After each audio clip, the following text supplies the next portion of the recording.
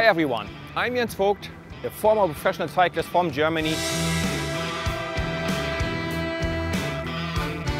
I did 17 times participate in the Tour de France. I did 33 years of cycling and I covered about 875,000 kilometers on my bike, which is from here in India up to the moon, back down to Earth and halfway back up. So I have a long history with cycling. I'm here in India, for Trek India. We're trying to grow the cycling community here in India, try to make the sport bigger and better, safer for everyone. We actually do have with Jim Colgrove a really proper rocket scientist who stopped working there, and that helps, of course, makes the bike better. So for Trek bikes, I think what I like about them, or what is unique, is they always strive to make the bikes better, faster, stiffer, more competitive, and just better for the consumer. There is for sure a direct connection between your performance and the weight factor. The lighter the bike is, but also you yourself, the bike rider.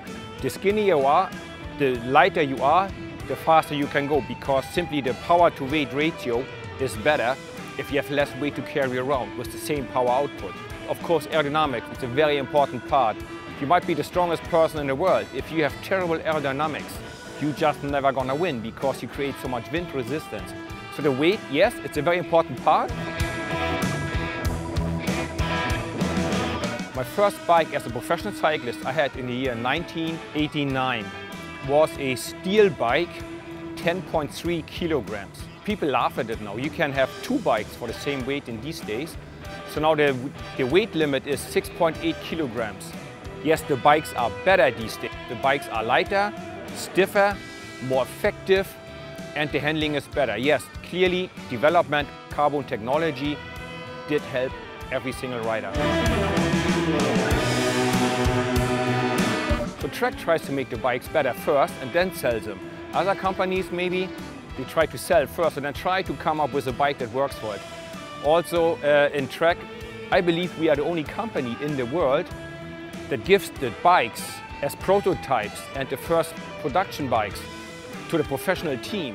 So it gets tested by real professionals, inside out, in the hot, in the cold conditions, in the snow, in the rain. And only if the professionals go, that bike is good. You become stronger. And if you go on a bike to work, you arrive at work fresher, happier. You become a better worker because you arrive relaxed and happy because you just had a little bit of a workout. Warming up, if you want to race. Warming up, yes, it's an important part.